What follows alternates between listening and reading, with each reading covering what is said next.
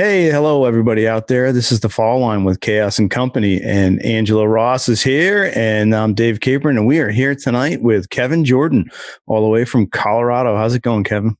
Pretty good. Thanks for having me. Yeah, we're psyched to have you on here. Congratulations on making the team. That's a pretty awesome accomplishment. Yeah, thank you. I'm still pinching myself every day. That's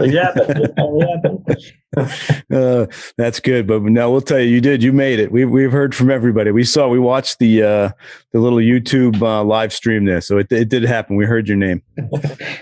Well, here on the Fall Line, when we have someone that's on for the first time, we always like to start at the beginning and kind of, how you started skiing, where it was, who got you going, was it family? I mean, I'm assuming your dad was involved somehow there, because I know some history that he was a ski instructor. I'm not sure if that was before or after you started skiing.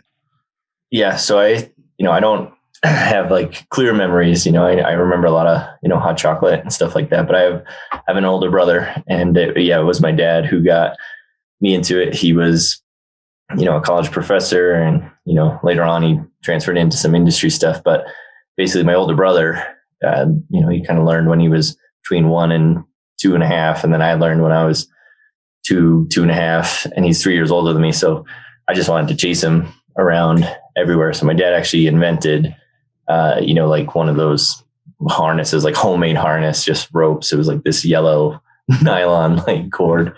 And I think I was just trying to race my brother everywhere. My dad was smart enough to say, hey, go follow, Brian. And I never really followed him. I just tried to beat him as much as I could, just try to go as fast as I could.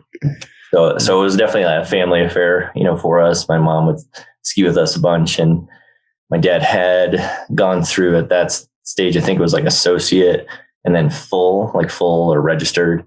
And he didn't go through that process. So, and later on, I think he was, he did go through his level 1, level 2, level 3, or he went through his level 2 and level 3 later on. But, we grew up skiing, and we were based in New Jersey then. I was born in Jersey, and my mom's side of the family is all from Jersey. My dad's side is all from Massachusetts. So when he had a job transfer, we all moved up to Massachusetts. But mainly I started at Gunstock. So I have some fond memories of Gunstock. I have an uncle who was on the ski patrol there. And it was just about visiting family and having a good time and just skiing around.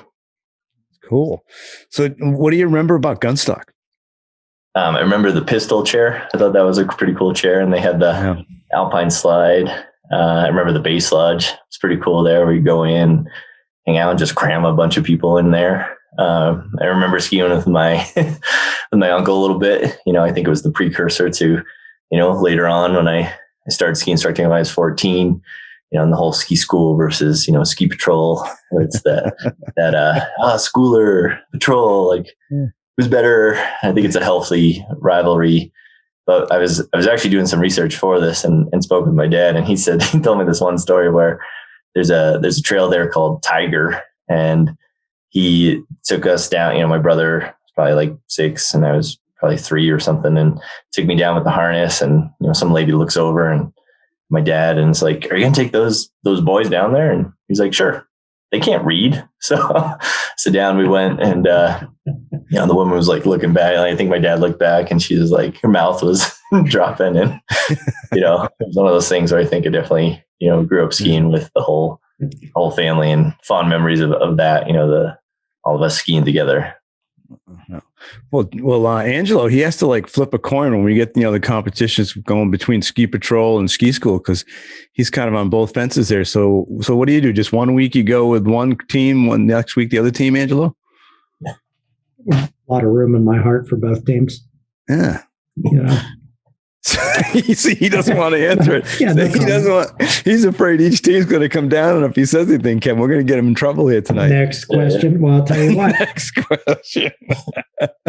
So, what was before you became a ski teacher? What was your life growing up? In your early teens or in your single digits, chasing your brother around. What was some of the fond memories, or did you race at all? Or no, I didn't. I was a little later to racing. I basically got a pass through, my dad, and my brother started when my brother was in high school. I think I was in, 8th grade or something like that. So I had the free pass. My dad got back into ski instruction. And it was one of those things. We started at Neshoba Valley in Westford, Massachusetts, and home of Rick Metcalf, Joe Cartier. Joe's at Wachusett now, but yeah, I was just, that like 10 or 11, 12-year-old kid, and 17 trails at Neshoba. And there's like 6 or 7 lifts. They all go to the top, 240 vertical feet. So I would just go there with them and I would ski around pretty much by myself. I knew all the jumps. I would hit all the jumps. I would ski like the powder lines and they'd be skied out in an hour. And so, I think I saw how much fun my brother and my dad were having doing it. I was like, that'd be fun to do. And in the state of Massachusetts, you could actually work at the age of 14. So my dad lobbied hard. There was another kid in my class in Andover, and Andy Lapsa, and he and I were the first ever junior ski instructors at Neshoba. So they kind of like lobbied for us. We got hired. And when I was 14, it was the coolest job it's the coolest part-time job. I was like, wait, you're going to give me a free pass? Okay, that's good. And you're going to, let me ski and maybe teach some other people. Like, you trust me? That's great. So I started ski instructing there. And my brother, he actually went to the University of Michigan. And I remember thinking, in a couple of years, I was like, I got to figure out what I want to do. And actually looked at different programs, and I ended up going to the University of Vermont and studying recreation management, because I was like, I think I want to do something in the ski industry. And, ski instructing definitely helped bring me a little bit out of my shell, forced me into some public speaking and just, gain some more confidence and talking to other people. And I just remember entertaining, a bunch of kids, and I have a lot of respect for those little feeder areas that, have a busload of kids that show up, and here's 1 hour and you did that lesson, and here's the next hour, and you did that lesson, then here's another hour. So yeah, it was a lot of fun. So what kind of conversations happened with Dad at lunch and dinner? Like, was there a lot of tech talk, or were you like, hey, I'm not going to talk about skiing with you, Dad? No, I think it was definitely heavily decided on my part of asking questions. I tried this and it absolutely did not work. Yeah. And then I tried this and that didn't work either. So what should I do? What should I do? Can you help me?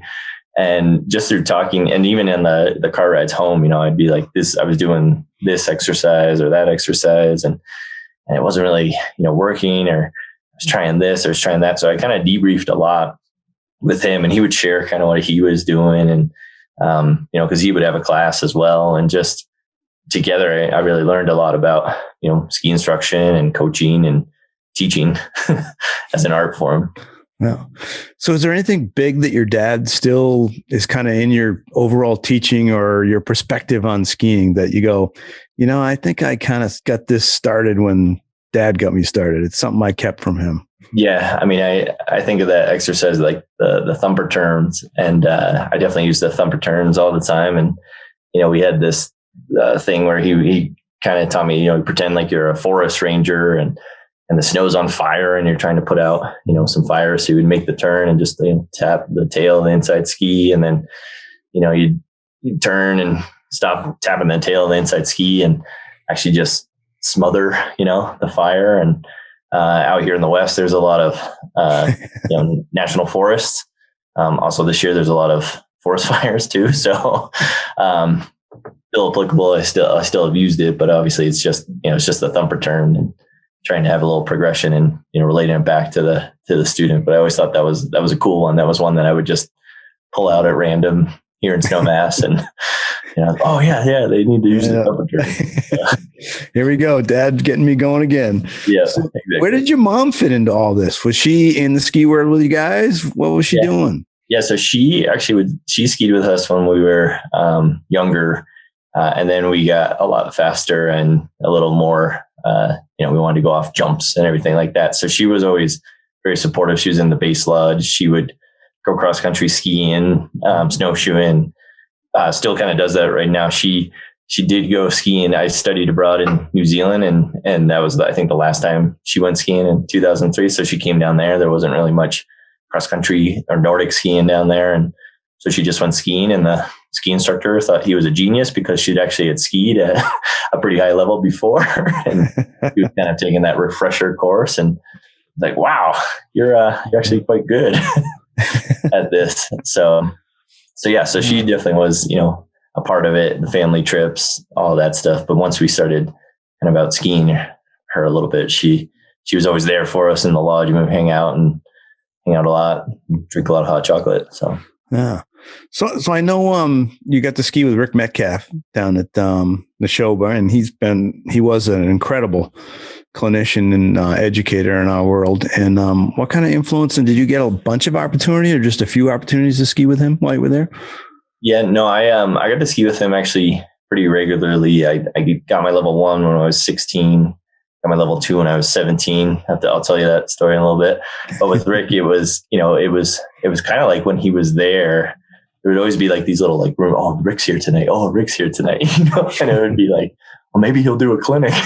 And I definitely got in and did a lot of those clinics. And he was an engineer, and so he was pretty, clear, concise, and knew what he was talking about. And so he definitely helped train me towards level 2 stuff. Same with Joe Cartier, and there was a bunch of trainers there, and even my dad. So at this point, my dad was, because he didn't do that full or register, he had to go back through the system. So he was doing his level 2, and I was quickly nipping at his heels of me trying to do my level 2, and then he's trying to do his level 3, and then I'm trying to do my level 3.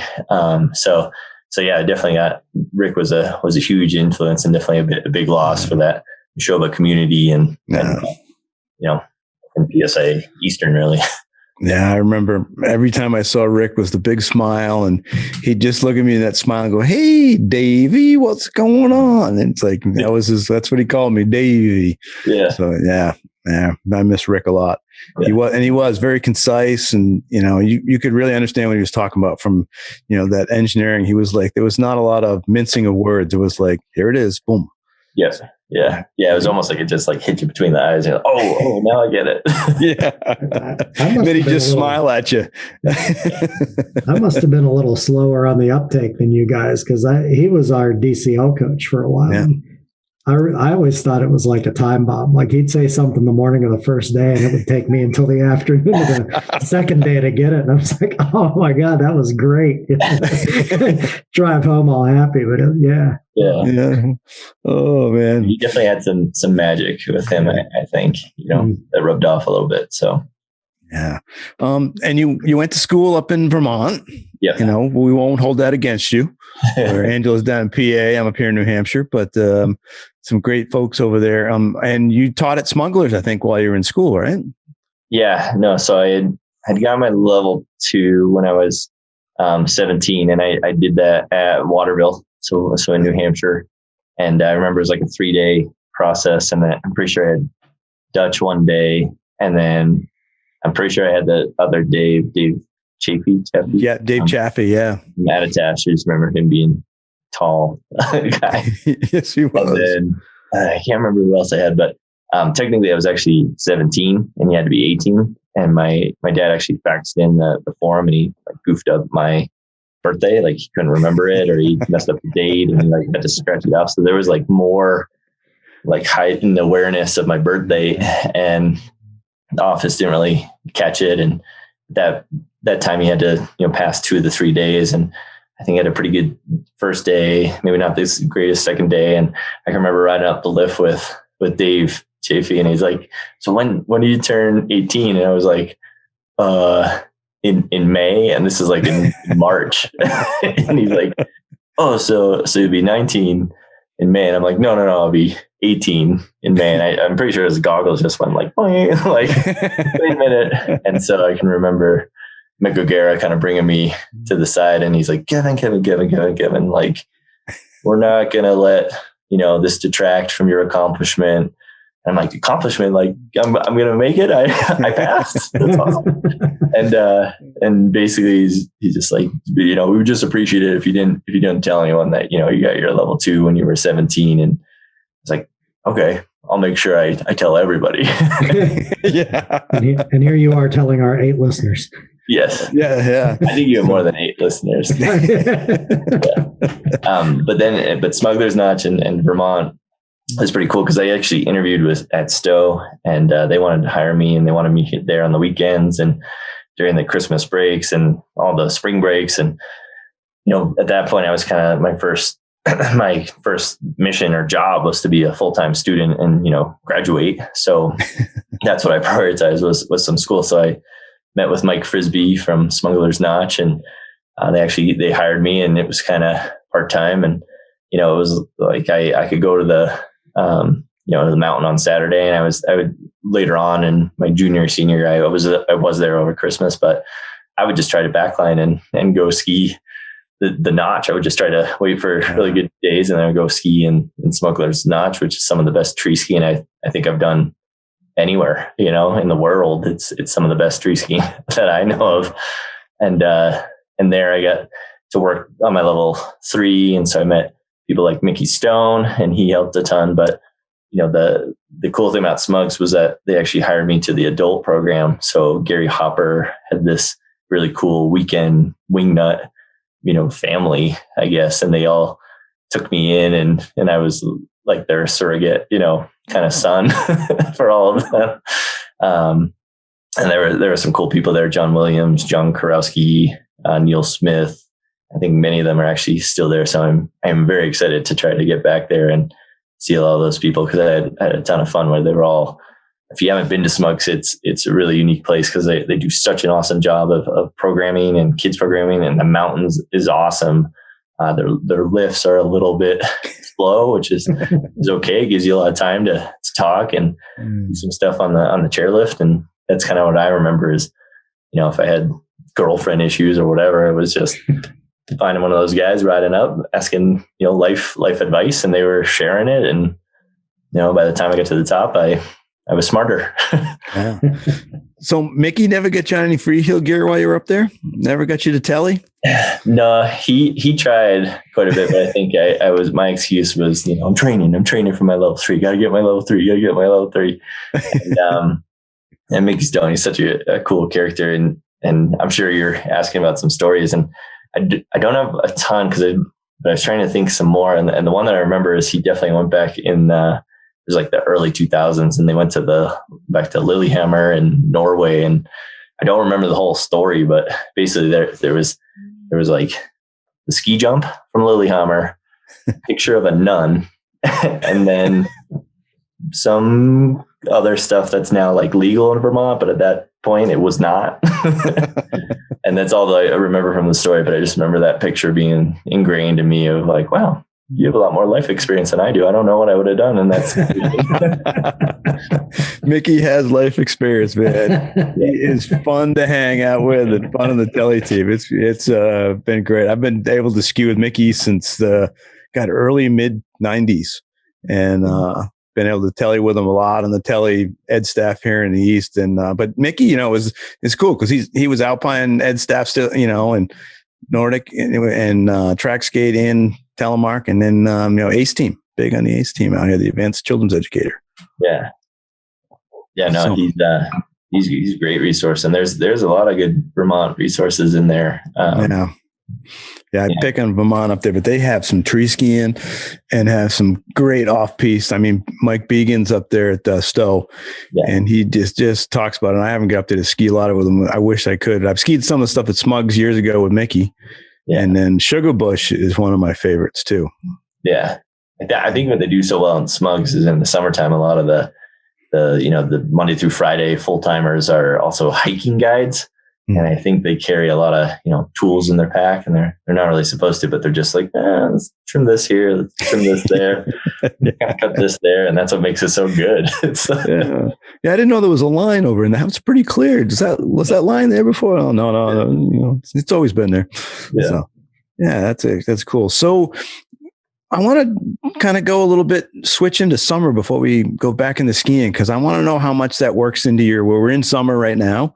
We're in our off season. You're definitely a big bike guy, downhill bike out at Snowmass.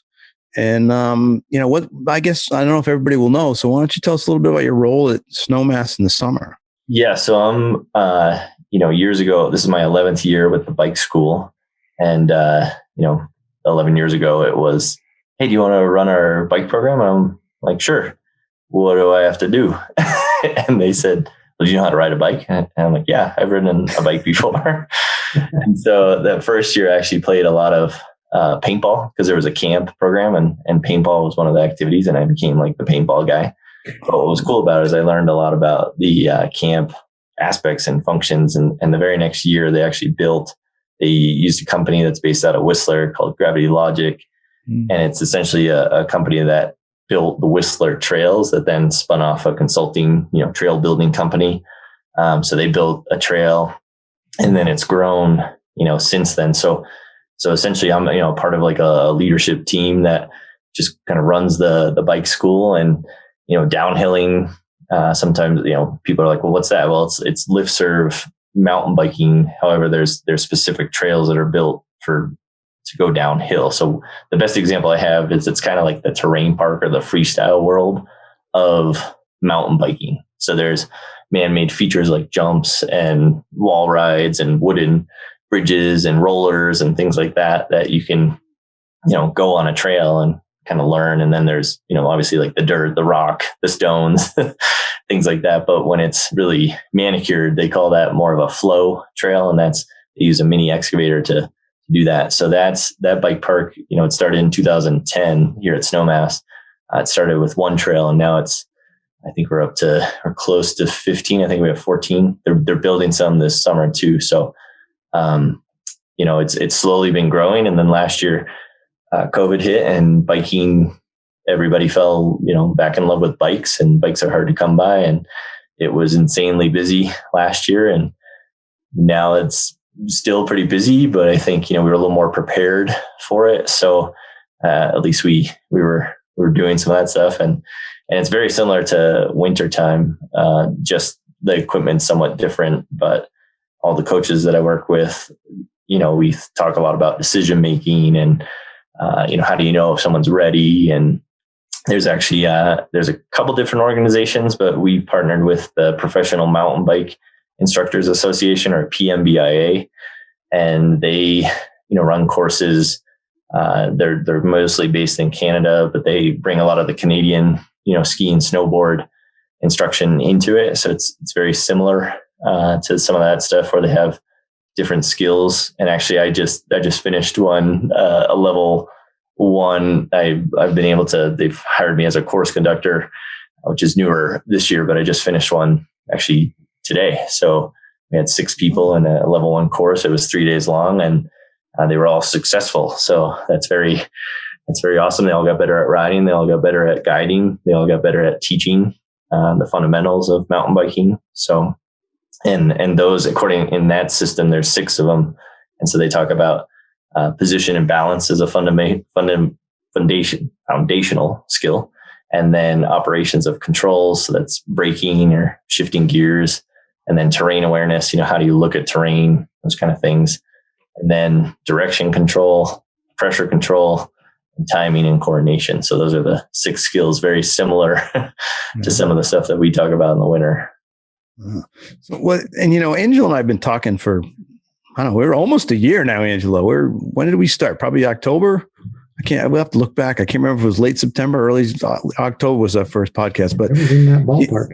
Yeah. But the thing we've been trying to promote a little bit, and that's what I want to maybe have you touch on is, Angelo's up there in Michigan. You're on an island right now up there, aren't you?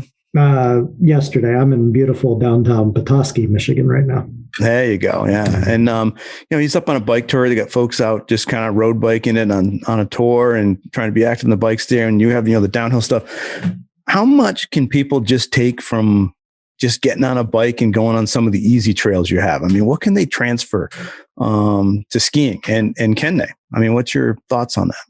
Yeah, well, so the downhill, like if you think about the lift and you think about going to a gym, you can sometimes get more repetition to work on some of the skills by going to a bike park or a lift serve, biking area. What differentiates kind of a bike park is that variety of like flow trails and technical trails. So maybe more roots and rocks and stuff like that versus like a lift serve biking would just be like, here's the lift, here's a bunch of trails, but the trail network might have been built years ago and, who knows what the maintenance is like and that kind of stuff.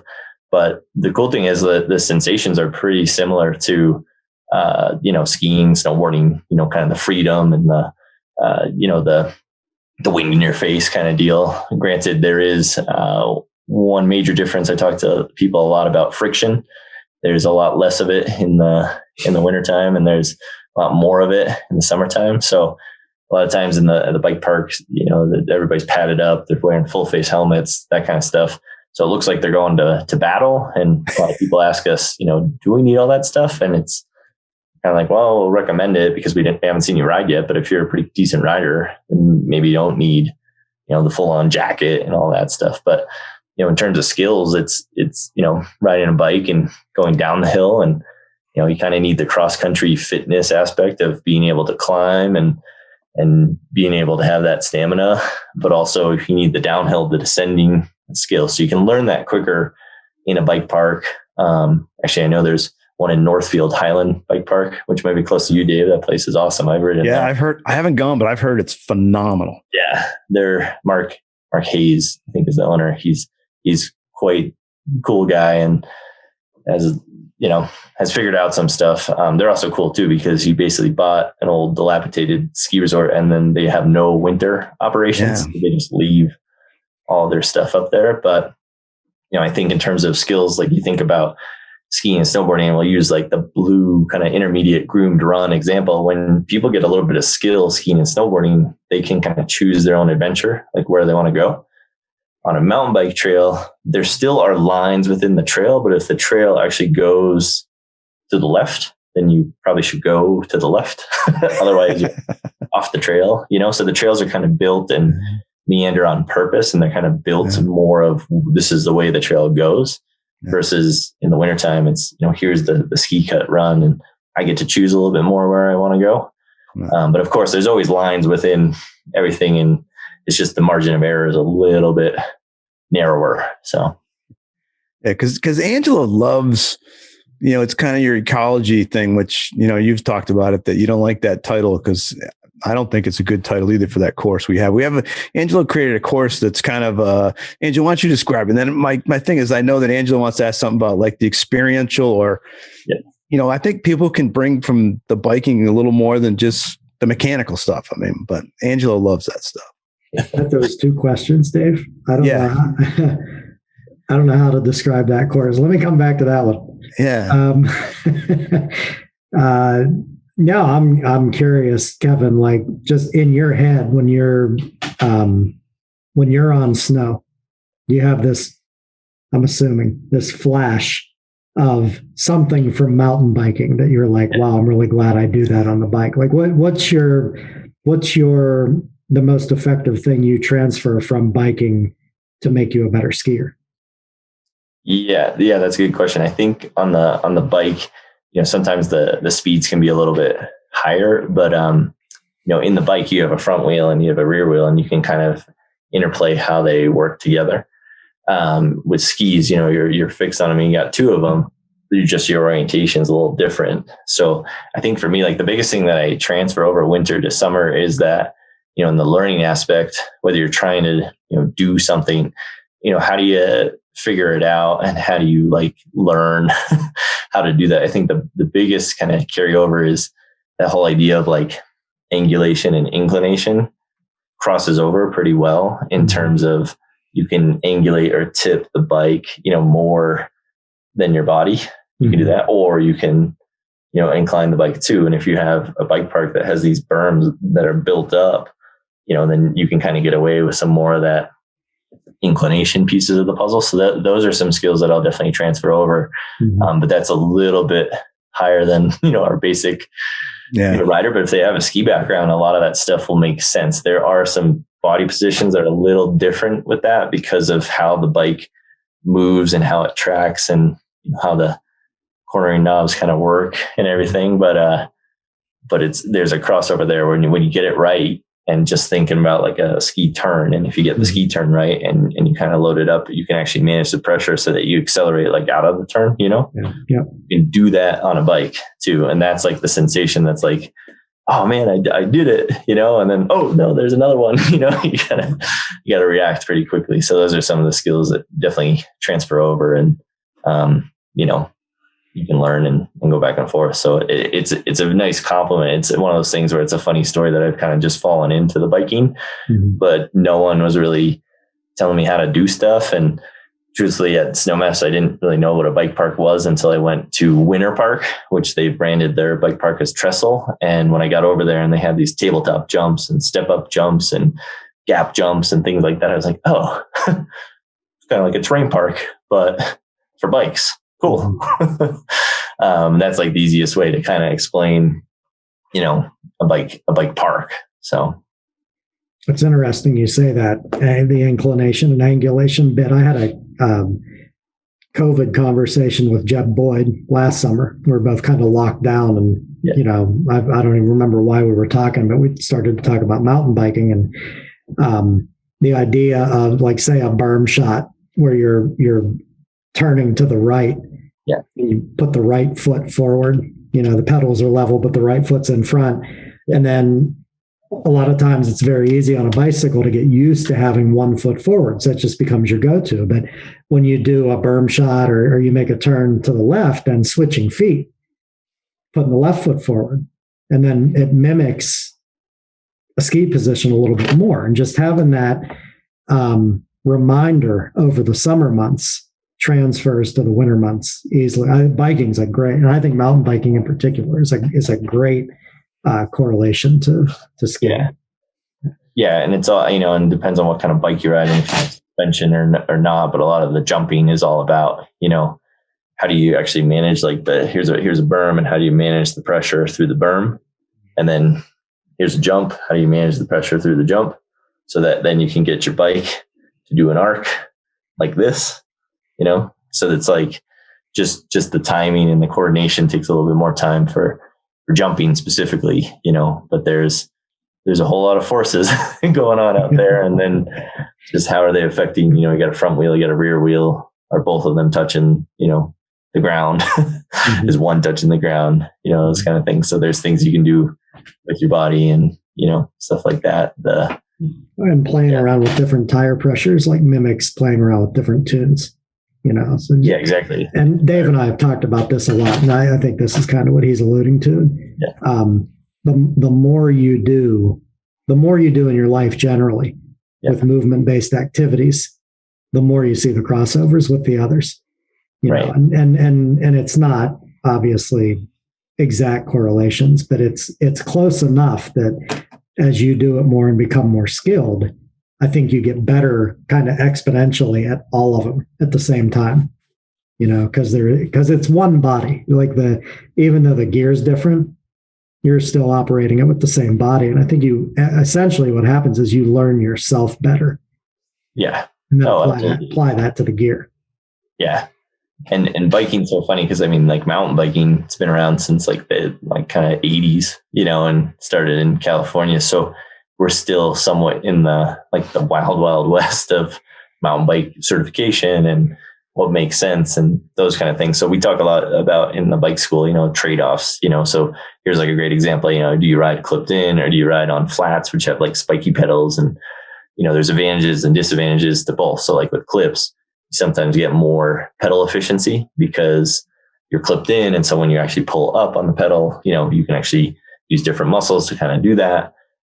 With flats, some of the advantages are where you actually put your foot can be, if I'm riding in a downhill park, I'm descending most of the time. Sometimes I don't really need to pedal. It doesn't mean that pedaling's not important. What it means is I need to be in a gear where if I need a little extra speed, I can get that and have that acceleration so that I can make it over or clear, a jump. But I can actually play with where my foot's placed and actually move it up a little bit, which then just helps stack all of my bones. And it's almost like I take a taller stance. And when I do that, I can ride in the bike park all day. If I don't do that, my calves are pretty tired. My quads are pretty tired, and I'm pretty tired at the end of the day. So it's something simple as that of, what kind of pedals do you ride? But they make a big difference, especially in the biking world. So are you switching pedals or do you have more than one bike? So you have one bike with the flats and one with the clips? You can never have too many bikes. That's just like you can never have, too many pairs of skis. But no, I have one bike and I actually ride flats. I do have clips. Sometimes if we're going on a cross country ride, I may do that, but I've also learned how to pedal, more efficiently with my flat pedals. So I prefer them now. Yeah. So I'm very much a flat pedal guy. I've been clips forever, and I just put flats on because one of my buddies wanted me to. He's like, just switch back and forth, but you want to try them, and so I'm giving them a shot. So I've been riding them. I've only been riding them for probably a couple weeks. Nice. But it is different when I've been riding clips forever, and then to go to flats, my foot moves. Yeah, sometimes it falls right off the pedal. Yeah, yeah, and it's like, okay, that usually doesn't happen. So, or the pedal hits you in the shin. Oh yeah, I haven't had quite that yet. It'll happen. Kevin, can I put you on the spot to talk about that foot placement thing again? Because that to me is really interesting. Like I hear folks at the home hill say, ski on the ball of your foot. I hear people say ski dead on the center, and then the heel is very taboo. But but I try to use my heel a lot. There's a lot of power coming out of the heel. You mean like when you're pedaling, or you're running? I'm talking about on skis. Like there's, in skiing, there's a lot of power coming from the heel. So, but the question was like, what's your takeaway in skiing from the foot placement on the pedal thing in the summer? Because that's you don't have an opportunity to really move your foot because you're clipped into the bindings on the skis, but you can apply pressure in different places. So do you take some of that to your skiing? Yeah. So for sure. I mean, for me, one of the big things that's changed in my skiing is a lot of times, people talk about like, get forward. And so I would do that. But if I had too much pressure on the tip of the ski, especially at like the end of the turn, the tail would just break away. Like it wouldn't actually follow the tip. So what I've been playing a little bit with is actually like moving it back, and not so much like being, in the back seat or whatever, but just like kind of like backing off like the ankle. Like I need to kind of like let go or like release the pressure towards the end of the turn, because if I don't, then I have no place to move forward to.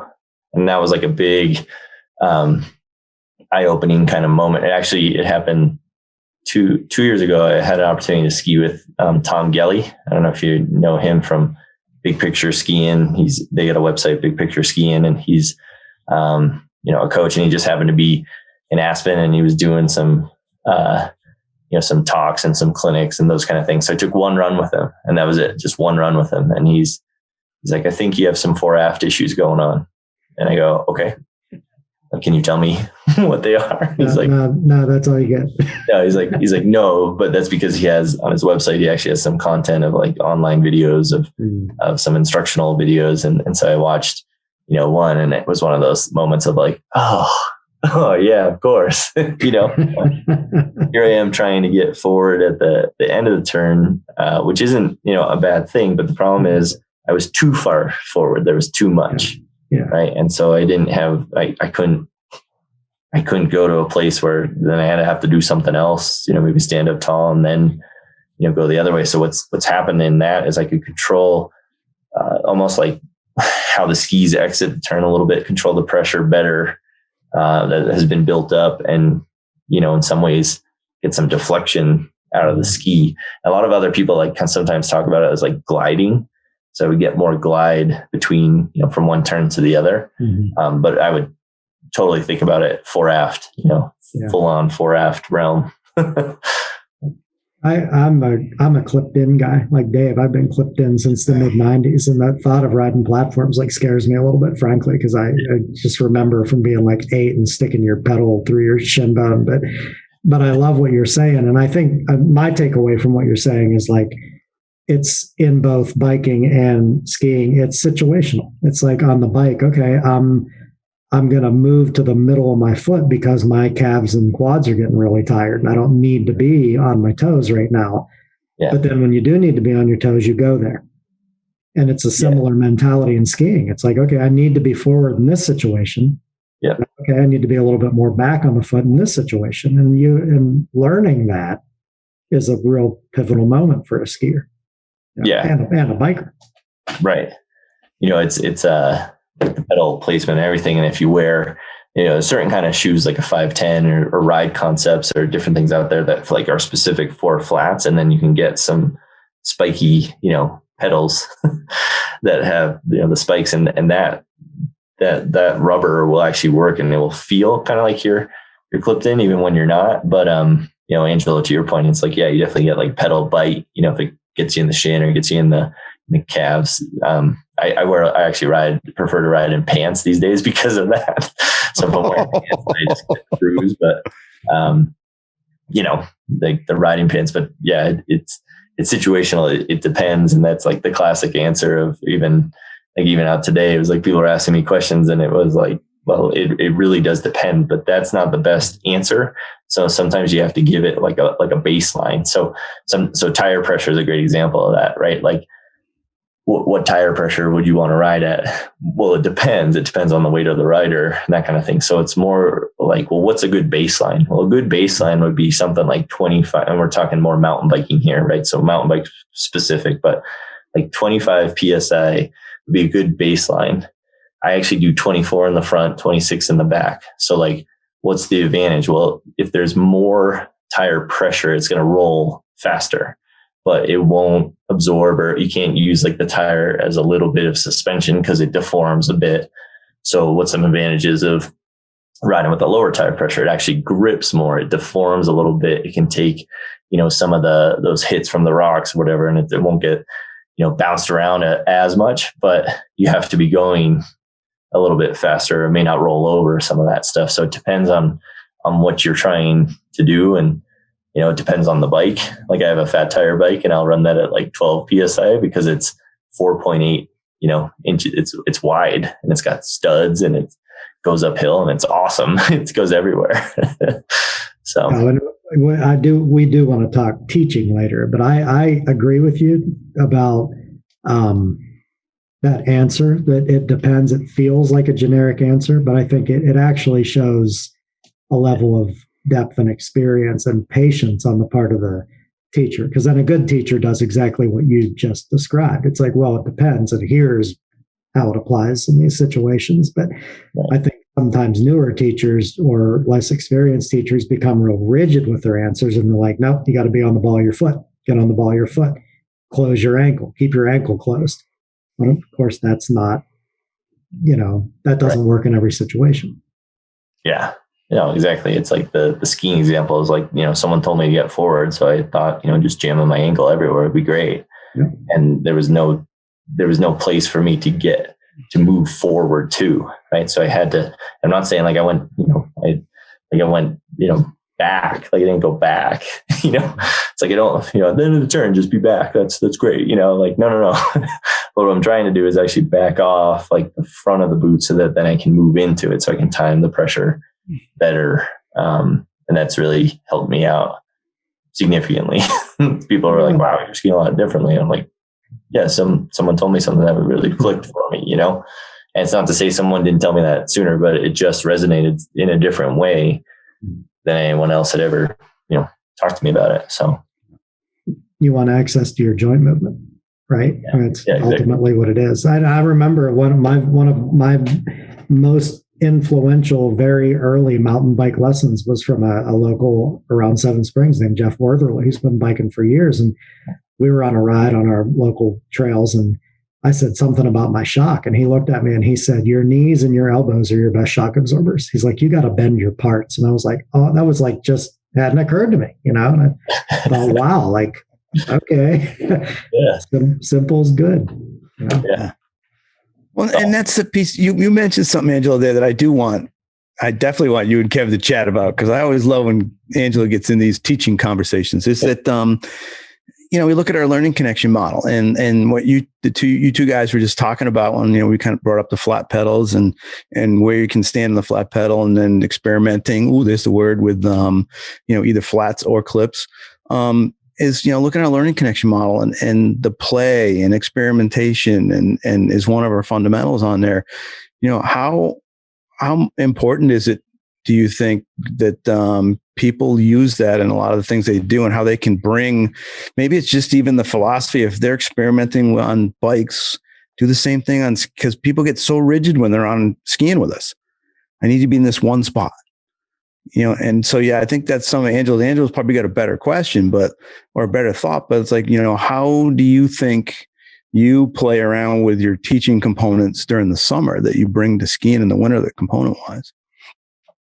Yeah, no, that's a great question. I mean, I think actually it's kind of cool because in the PMBIA system, they actually have this idea progression. And in the idea progression, it's like introduce and develop that idea a little bit, then actually experiment with it, and then go apply it. So what does that mean? So you got like, I don't know, we use like like a level lift, which is like different than a bunny hop. Like a bunny hop would actually be like, you're kind of like, everybody always confuses that, but like a level lift would be like both tires just like going like this, like level lifting. Both of them go at the same time. A bunny hop is like front tire, rear tire. It's like more like an ollie, right? Yeah. So like you introduce the kind of the concept, you have to learn how to compress some of the suspension. You might develop it by like adding, a stick of like, when do you do it? You might develop it some more, like adding some speed, and then you might experiment by like doing some, different timing. You can even do some more speed, but different heights, or you might put like the stick, like, okay, can you level lift over it? Because that's kind of the application on the trail. Like, do you need to do something to get both wheels over something at the same time? So they have some of that stuff. And I think it's cool because the whole learning connection piece of the puzzle is, we're still, we've always talked about great teaching. We've talked about people skills, but how do we train those? And we're working on it, and we can do that. But we've sometimes been not better, but I mean, we've been more focused in the technical, arena, kind of that classic example of like someone hiring somebody for ski school where we want to hire good people, right? And then we'll just teach them how to ski or snowboard better. But it's like, well, define what good people, what does that mean? Right.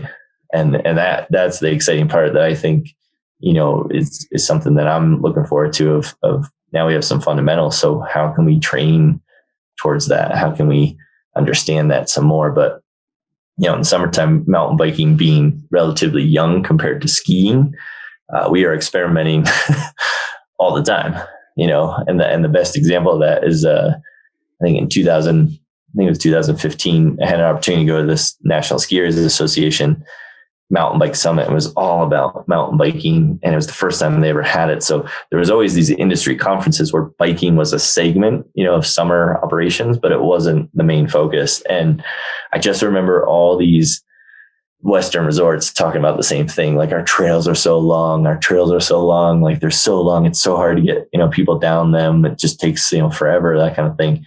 And in the East, actually, Highland Bike Park, Northfield, New Hampshire, the owner's talking about, I'm just like, it's all private land around me. I need to buy more land so I can expand. So his trail network wasn't like big enough, and ours was like too big. So I started thinking, there's got to be a better way. There's got to be some shorter trails. So finally, last year, they actually built some shorter trails. And if people haven't been to Snowmass, there's a gondola up to kind of this mid-mountain, bench. And that's where our beginner area is. It's actually at 10,000 feet. It's, graded, and it's not super steep. And we've built some quarter of a mile beginner trails. One's kind of a blue. I mean, it's really like a turquoise. It's green, but it's got blue features, so it's blue. But that is something that I think, this year we're seeing more success, and people, love it. And before, people were calling me all the time to get a shuttle here, get a shuttle there, get a shuttle over here. They're always looking for the easier kind of, as you think about a mountain, any of the trails that kind of traverse or contour the mountain are easier because they're not going up and down. Anything that going straight up and down, a mountain is going to be a pretty brutal climb, or it's going to be a pretty, fast descent. So that's something that it's pretty cool, where it's like, well, we're still learning, and even the infrastructure we're still learning about. So it's neat. He's thinking. He leaned back. He's thinking. I was thinking about this chair that I'm in. Can you hear it creaking? Yeah. Well, I thought that was you. Not why. It's probably might be my knees. I'm in this beautiful hotel, the Perry in Petoskey. It was established in 1899. I think this is the original chair. So I apologize. No, I was I was thinking about your question, Dave. It was a good question. The experimentation part. And sometimes I think it's a matter of, well, I think it's very much a matter of framing. Like even the word instruction and the word teaching versus some saying like experimenting together. You know what I mean? Like when you set things up in a way that isn't so top down in, say in ski instruction, for example, and you get used to that, we're going to experiment together because I don't know all these answers, but like you then take that mentality into something like mountain biking or road biking or skateboarding or wakeboarding or stand-up paddleboarding or whatever. And then it just becomes like, try this, what happened? I don't, try it again. It's more collegial, but I think on the part of the student, they've way more ownership in it, so that you can have an experience like Kevin's describing. It's like, oh, I'm on the center of my foot now in this bike park. But then, 3 months later or whatever, 5 months later, it's like, oh, I'm going to use the center of my foot on this bump run because that's what the pitch demands, and I think that's what you're asking, Dave, right? Like, yeah, well, the mentality of experimentation or something. Yeah. I mean, well, for me, I look at like, I go biking is definitely a fitness thing. As Kevin was saying, we all look for that fitness thing during the summer, and how can we create things in our life that it just happens by the things we're doing versus having to go to the gym? Because Angelo loves the gym, by the way, Kevin. Him and I want to go to the gym every day. Going after this call. Yeah. But it's, I think people, don't realize if they get out, like, and get on rollerblades, went out and get on the mountain bike. They, I guarantee, like, what are some of the other things you probably do? Some other things you probably go. I mean, if you don't go hiking, you're in Colorado, I'd be shocked. Right. What are some of the other activities that you might not do for training per se, but what are some of the fun outdoor physical type stuff you do during the summer or off months? Yeah, well, there's a lot of biking that I don't have much time to do other stuff, but I mean, I used to go to the gym, but I don't think I was that efficient at it. I would just like bring my phone, check a lot of emails, and I would like maybe some stuff, and then I felt like I felt better because I went to the gym, but I probably did the same like routine or circuit or whatever that I learned in high school. So I was doing that stuff. So with COVID, actually, it forced me to learn how to do some stuff at home. And so there's like a lot of online, there's different things out there, but there's one company called, Beachbody, and they own all these different ones, but like P90X is a good one in there. And it actually had a lot of, yoga and Pilates and things like that I've never done. And then realized, wow, I'm not very flexible at all, period. And so when, COVID kind of hit and the whole shutdown hit, in March of 2020, it was one of those things where it was, wow, maybe I should be doing this more often and doing it from home. So I wasn't traveling to and from the gym, but my in-laws have a really awesome place on a lake in Pennsylvania in the Poconos, Lake Wallenpaupack. Yeah. So I'll try to go wakeboarding there. And Colorado has a lot of lakes and rivers, but they're very cold water. So I like going, and doing some of that stuff. But, there's definitely hiking to be had, climbing. There's tons of different things to do. I like the fact, Dave, what you were talking about is like, doing these activities of instead of, working out, you're just doing it. Yeah. But in terms of my fitness, I found like that at home stuff is definitely like a COVID keeper, because it just saves time and I can get them in, and usually try to wake up before my family wakes up and just, get a workout in. And then I feel like I did something that day, and everything I do on top is just, kind of a bonus. Yeah. So you ride a lot when you're at work, obviously. Do you ride separate of that? And do you road ride or ride other than just the mountain bike stuff? Or yeah. So in the summer, I pretty much ride in the bike park like way too much. And I am trying to ride a little more cross country. The fall is awesome because then we shut down we go to weekends instead of like after Labor Day, we just go to weekends, Friday, Saturday, Sunday. So during the week, I have a lot more time to ride, and that's like my favorite time to ride because, granted, Aspen is awesome, and Colorado is really cool in the fall, but the Aspen leaves turn only like different shades of yellow. And so I do miss a little bit of the Vermont and the Northeast of like every different color, out there in the fall. It's definitely, I think, a nice, neat experience, but in the fall is definitely my favorite time to kind of ride. And then pretty soon, A Basin or Loveland, they always fight. It's like I always think of it as like a nuclear arms race. Like who's gonna open first? It's like I would always call it like the great snowmaking race to see who would open, and then they open in October, and so we can actually be on snow pretty early here. And something in earlier on in my career, the past couple of years, I haven't gone there in a few years, but I did go in October to Austria. I would go to race camps because I was not very good at racing, and I would get my butt kicked by 9-year-olds from Poland, and I would just ride up the T-bar with them, and we're working on the course, and they don't even have, sometimes they would time us, and this 9-year-old Fronic is just like, "Oh, you're pretty bad." I'm like, oh, great. Thanks for the encouragement. And, I did some of those things in the fall. That was always, I love that time of skiing because it like just, it was on really firm snow. And it just like gave me a little, like head start to the season. But something else we should maybe mention is I before the biking, I used to do the back-to-back winters. So I spent some time in Australia, Perisher Blue, and then I studied abroad in New Zealand. So I kind of saw that ski industry a little bit. And then I spent 3 seasons in Argentina.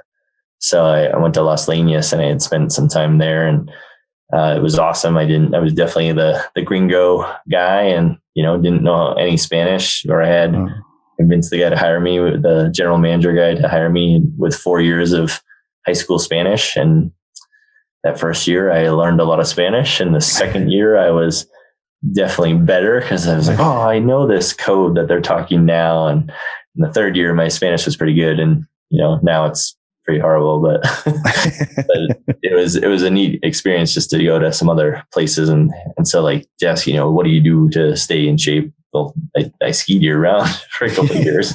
hard to get out of shape when you're skiing year round.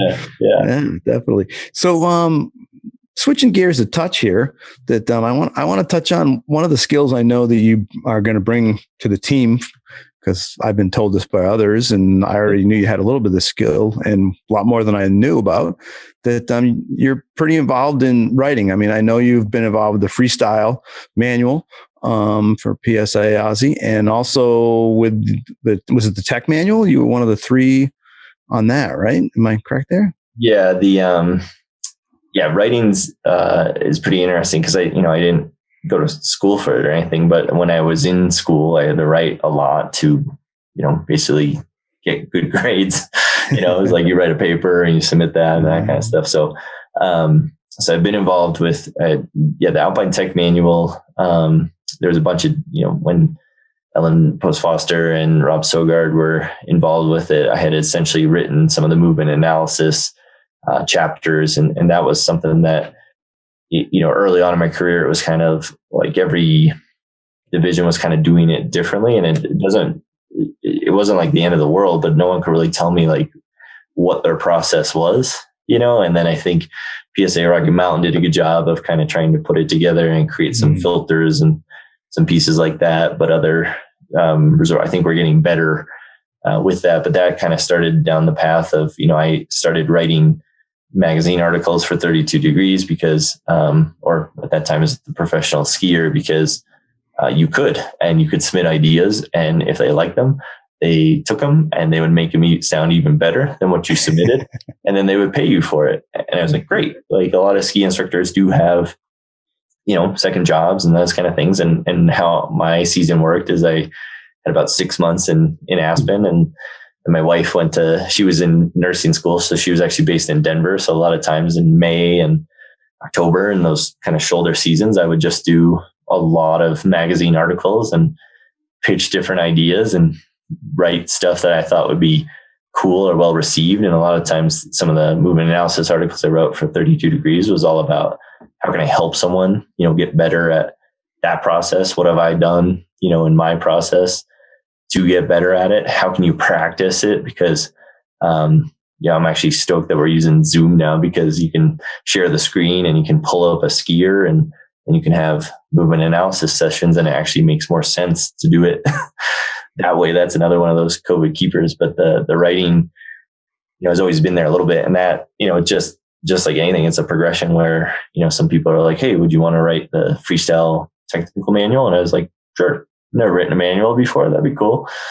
And then you see like what that project entails. And then that has now blossomed a little bit into the children's manual. And there's a lot of people, really good people in there. Stacey Garish, Dusty Dyer, another Vermonter, Mark Aiken. And essentially we're taking some of the foundational pieces of that and then rewriting it. And then, we had a pretty decent prototype, and then we needed to rewrite that again. And so for me, writing is definitely a process. But the thing that I love about it is that you can put your thoughts down, you can think about it, you can step away from it, and then have some time to go back to it. So there's a lot of reflection pieces, in between it. It's not, my writing style is not, do it late at night and try to submit it. It's 2:00 in the morning. That's when I work best. No, I still might work best at that time, but I need to kind of think through it a little bit more. So the most recent thing has been the children's manual, and that we're hoping, I think it's going to happen this fall. It's going to come out. So pretty excited about that. And the writing, I'll tell you a quick story, but there's a lot of credit here to my mom, because she was my first editor and really helped me understand a lot about the English language and grammar and that kind of stuff. So a lot of times she would sit, we'd sit down and we would discuss something that I had written in high school, or even like sometimes I would still use her a little bit in college. But the interesting thing about it was, there were times that I was just like, wow, you don't know what you're talking about, or she, but she forced me to think through, well, what are you really trying to say? Like, how are you trying to say it? And really think through, what does that look like? And what can you write it? How can you make it clearer? So, and learn from an early age of the editing process. And, behind every good writer, there's actually a better editor. And so yeah, I'm excited, have a couple ideas. That's kind of what I was going to ask next is, you get the kids thing, and I know that's probably taken up a lot of time of writing, but I mean, is there a couple thoughts, or is there ideas of things that you're like, I really would like to work on this. This is something I'd like to drop and go, boom, this was something I did on the team. Yeah. And hopefully get out there to the educational world.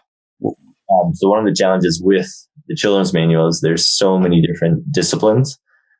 So there's two options. Either you can include all the discipline specific stuff and then make the manual huge, right, or you can talk more about the kids, in general, how is some of this stuff going to help children's instructors or adult instructors, or, private lesson, anyone, but understand kids better, and how does that actually work? So one of the things that I'm interested in and definitely excited about is, this whole idea of, there used to be this little handbook, a teaching handbook. And so one thought is actually rebranding that a little bit. So it's like a field guide, and the field guide would be more, it's not like the bag of tricks and every single exercise that you could do, but why would you choose this one over this one? And how does that relate with some of the like technical, the fundamentals of skiing, to be like Alpine specific. So there's some opportunities there that I think we're going to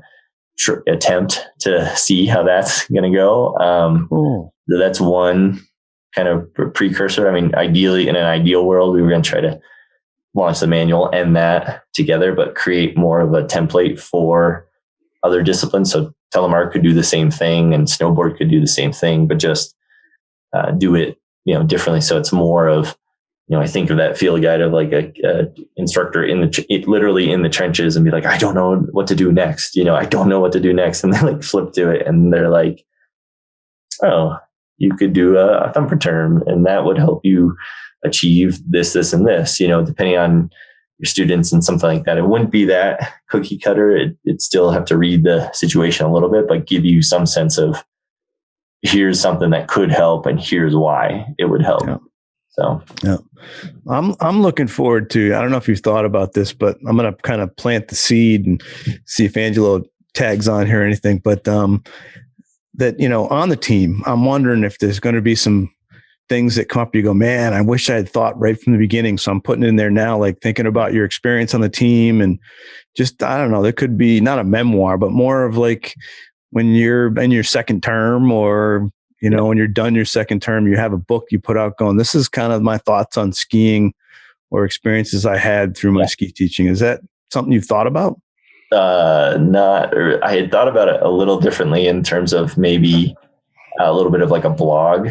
Okay. Oh, ooh, that's even more interesting. I thought a little bit about that because I know that, people can use social media to, say, hey, I'm excited to go to, National Academy or, Masters Academy and Pro Gym.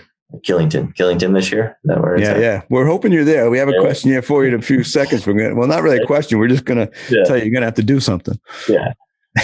So that's something that I'm like, okay, well, that's cool. Well, in a social media post, I'm not going to tell you like everything and everything about it, but in a blog post, you have that capability to explain a little bit more of like the experience of like before, during, kind of after. And what I realized is, because I have been, this wasn't my first try at this thing. Right. I've known other people on the team and have, followed some of their posts and what they've been doing. And, I know that some people like to live, vicariously, and that might be a different way to kind of do it, I think that'd be cool. Cause I think that people would love to, like, the more and more stuff that came out. I mean, that's why I thought it was cool to have the team announced just on YouTube. That was something we could see, where we'd all be waiting for the phone calls or the text, or, we got to see it live. Yeah. And, like Interski, to have more coming out, even if it was a day late, but like to have more kind of chronologically versus, well, you'll hear about this stuff in the fall and it's now like March. Would be cool. Yeah, definitely. And you were talking about cause it was a few tries, and this is definitely something that I wanted to kind of put towards the end of our podcast with you, that you have put a ton in. You never gave up. For folks out there that don't know, this was your fourth attempt to make the team, and did. Yeah. And you never, I don't know if it was what I thing, or and even a couple discussions you and I have had, the eye was on the prize all the time. Even after each failed attempt, you were like, okay, what do I need to do for the next one? And there's some cool things you did in there over those three times before this fourth one was the charm. I think you called it the fourth, the charm, instead of the third. Yeah. What were a couple of the interesting things most people probably haven't done to try to get better? One kind of funny. Right. No, I think, for me, I started early, and to back up a little bit, I didn't even know about the national team until 2003. And at this point, I had already been a member since 1996, 97. And it was Dave Merriam at Stowe that in my college career, he was the best public speaker. No offense to my, professors and all the teaching assistants, but there was something about Dave that was different. And I kind of, afterwards, I asked him, I was like, man, how are you so good at public speaking? And he's like, well, I do it a lot. And I go, okay, where here at Stowe? And he's, no, I'm coach of this national team. Okay, what is that? And then he explained more as to what it was and how he was a coach and that kind of thing. I was like, oh, that's kind of cool. So I was like, okay, I need to finish school first. So I did that. And luckily enough, I landed in Aspen Snowmass. I landed in Snowmass, and I had my level 3 at that time. So I could be full time. And in some ways that kind of fast tracked me to becoming a trainer in Aspen Snowmass. Cause of course I was like, how do I get better that way? So let me do that. And became a kids trainer first, freestyle trainer second, and then finally an alpine trainer third. I had a lot more experience teaching kids, so I could do a lot of really great, this is how we teach kids clinics and things like that. And I was young enough to kind of get into some of the freestyle realm, where I was young and didn't have as much, fear, or, I was 22 years old. Yeah. Okay. I'll learn how to slide a rail. Okay. I'll go off that big jump. No problem. What do I need to do? Just go fast. Okay, great. Those are some of the things that I could do. And through the process, it helped refine, what do I want to do? And actually the first attempt, I was kind of trying to figure out, there were three things that I was exploring to see whether I could be. One was, could I be a professional skier, like sponsored by, companies and just do some of that stuff. So I actually entered a big mountain contest, did pretty horribly in it. Didn't really want to go off of cliffs because I had to show up to line up the next day. So that really, that dream was over pretty quick. The other thought that I had was maybe I should become a ski guide. And I did all my avalanche certifications, realized, in Colorado, the snowpack's pretty unstable. So if you go in the backcountry, pretty much everything slides here in Colorado. Other places are different. Yeah. And then I did my AMGA ski guides course. Had done a lot of skiing year round, so I hadn't really had a lot of exposure to rock climbing. And to be a really good mountain guide, there's a lot of climbing background and how to do rescues and that kind of stuff. So I learned that pretty quick. Where I was like, I don't know if this is for me. So that kind of helped me eliminate some other ideas of what I wanted to do and really focus in on the team. And I think for me, I had the plan. I was going to make it on the team. I was going to travel all around. Then I was going to settle down, have some kids, get married, have some kids. Yeah. And I did everything completely backwards. So I got married, had some kids, had attempted for some tries. And what I learned through that process was, I had started early, but I knew I kept coming back and I kept getting, a little bit closer, a little bit better.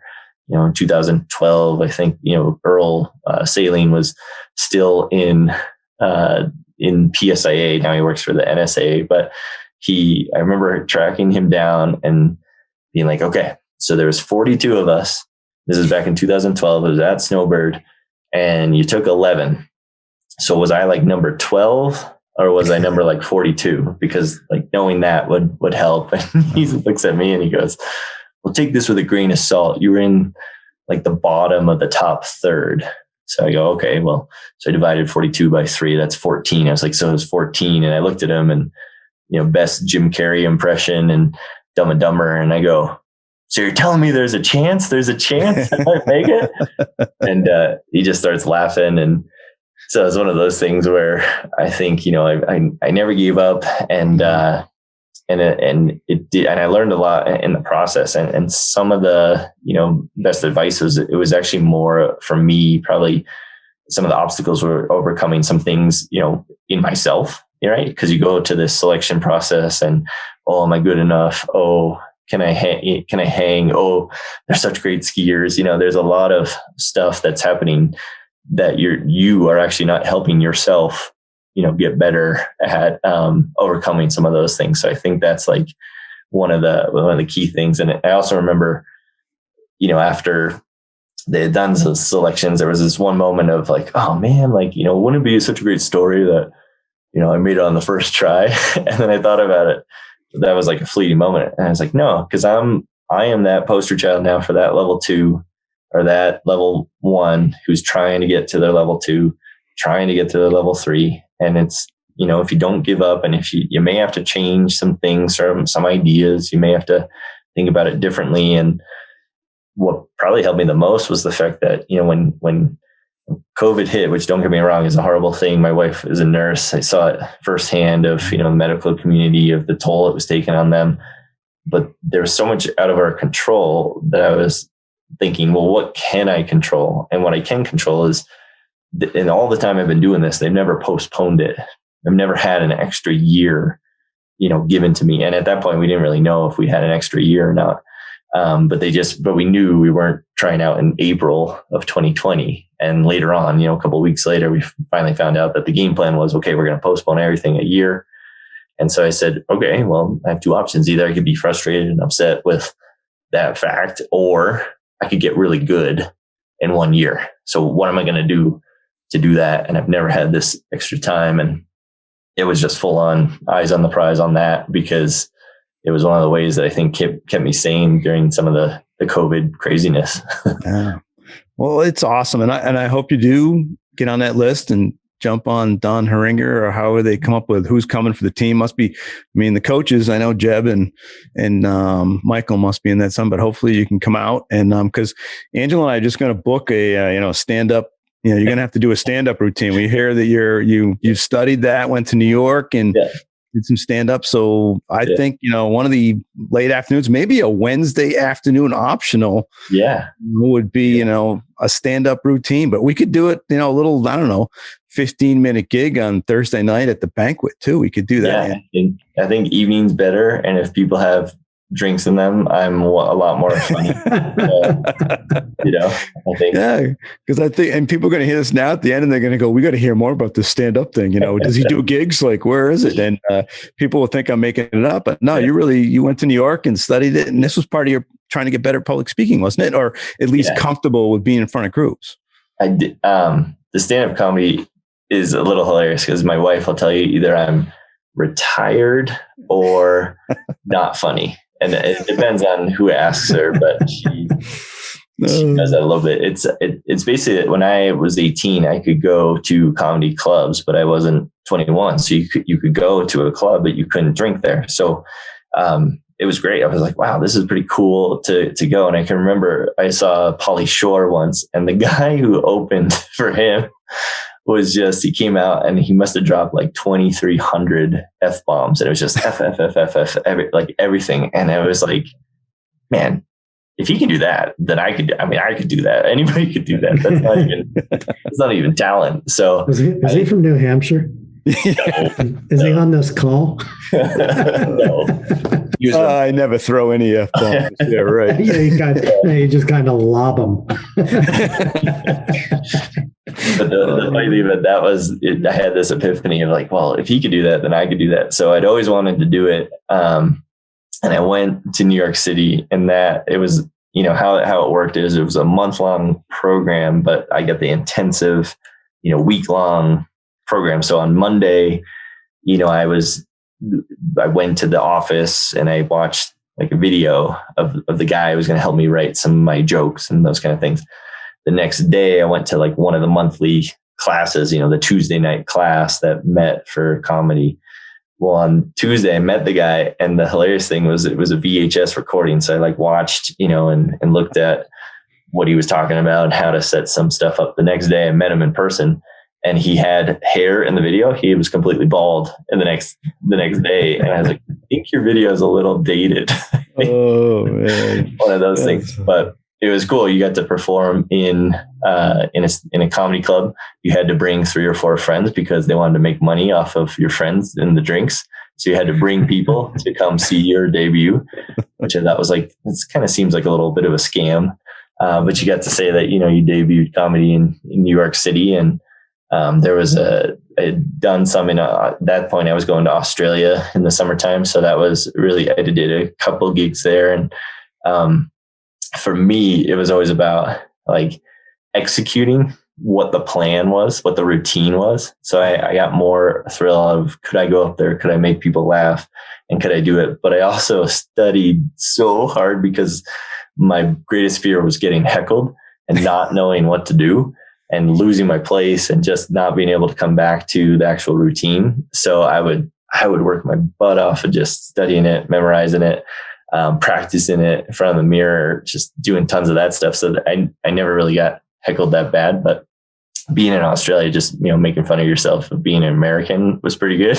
And then in Aspen, they had this comedy troupe because Aspen used to have this HBO comedy fest that would come here, and that turned into some other ones, but there was a little bit of a local crew, and they're still doing it, which is pretty neat. I haven't really done much with them, but it was a lot of ski instructor jokes or making fun of, maybe some of the clients that you have here in Aspen that have a lot of money and they don't know really what to do with it. So they kind of do whatever they want with it. And some stories are pretty accurate, and some are some other ones. So and Killington would be good. I think I can come up with some good Killington. Yeah. Well, I think, a little 10, 15-minute segment there in banquet night might be pretty cool.